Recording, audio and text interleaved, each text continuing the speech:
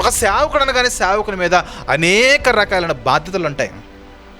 సంఘానికి గౌరవం నేర్పించాలి, సంఘానికి విధేయత నేర్పించాలి, సంఘానికి సంస్కారం నేర్పించాలి, సంఘానికి భక్తి నేర్పించాలి, సంఘానికి పరిశుద్ధత నేర్పించాలి, సంఘానికి పరిశుద్ధమైన ప్రవర్తన నేర్పించాలి. ఇవన్నీ కూడా సేవకుల మీద ఉంచబడిన బాధ్యత. ఇలాంటి బాధ్యతను సైతము నిర్లక్ష్యం చేసి అగౌరవమైన మాటలతో సేవకులకి ఒకరినొకరు దూషించుకుంటూ ఉంటే గనక ఏంటి నీ వలన జరుగుతున్న పరిచర్య? అందుకే ప్రియులారా, ఈరోజు మనం ఎప్పుడు గౌరవించబడతామంటే మనం ఎప్పుడైతే ఎదుటి వారిని మనం గౌరవిస్తామో అప్పుడే మనము గౌరవించబడతాం. ప్రియమైన దేవుని వారలారా, ఈ సేవకులే కదా సమాజానికి అసలు గౌరవం అంటే ఎలా ఉంటుందో నేర్పించవలసిన వారు. ఈ సేవకులే కదా సమాజంలో అసలు గౌరవాన్ని స్థాపించవలసిన వారు.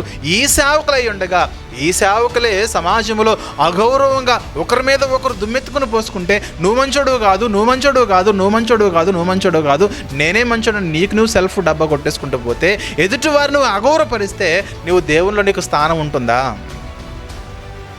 ఎదుటివారిని నువ్వు దూషించే స్థితిలోకి వెళ్ళిపోతే వారి యొక్క పర్సనల్ లైఫ్ గురించి వ్యంగ్యంగా సెటైరికల్గా వారిని విమర్శించే స్థితిలో కనుక నువ్వు వెళ్ళిపోతే నువ్వు సమాజానికి సంఘానికి ఏమి నేర్పించగలుగుతున్నావు?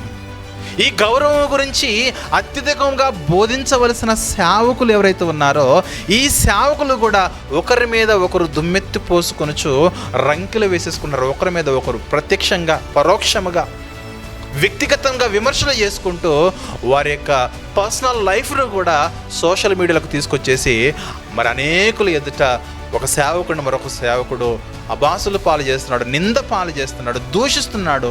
దుర్మార్గమైన అగౌరవంగా ఒకరి ఎడల ఒకరు ప్రవర్తించుకునే స్థితిని మనం చూస్తున్నాం. ప్రియమైన దేవుని వారలారా,